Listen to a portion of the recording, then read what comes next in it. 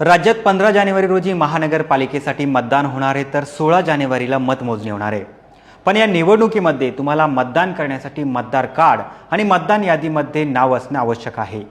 आजच्या या व्हिडिओतून आपण तुमचं नाव मतदान यादीमध्ये आहे की नाही हे चेक करणार आहोत।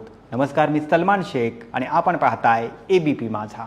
तर सर्वात आधी तुम्हाला निवडणूक आयोगाच्या वेबसाईटवरती जायचं आहे आणि त्यानंतर तुम्हाला सर्च युअर वोटर लिस्ट यावरती क्लिक करायचं आहे। आता तुमच्या समोर एक नवीन पेज ओपन होईल। यामध्ये तुम्हाला 3 ऑप्शन मिळतील। तुम्ही इपिक नंबरने किंवा तुमची माहिती भरून यासोबत तुमचा मोबाईल नंबर जर लिंक असेल तर तुम्ही त्याद्वारे देखील शोधू शकता।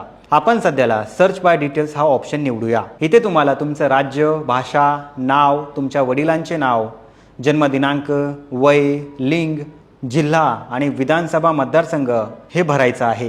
त्यानंतर तुम्हाला खाली एक कॅप्चा कोड भरावा लागेल। हे सर्व भरल्यानंतर आता तुमच्या समोर तुमची माहिती आली असेल। आता तुम्हाला बाजूला व्ह्यू डिटेल्स यावरती क्लिक करायचं आहे।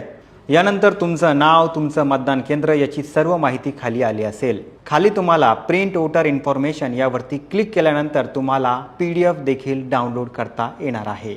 तर मित्रांनो, ही पद्धत फॉलो करून तुमचं नाव मतदार यादीमध्ये आहे की नाही हे तुम्ही चेक करू शकता। तुम्हाला ही माहिती कशी वाटली आम्हाला नक्की कळवा आणि जास्तीत जास्त लोकांपर्यंत हा व्हिडिओ शेअर करा आणि पाहत रहा एबीपी माझा। एबीपी माझा, उघडा डोळे बघा नीट।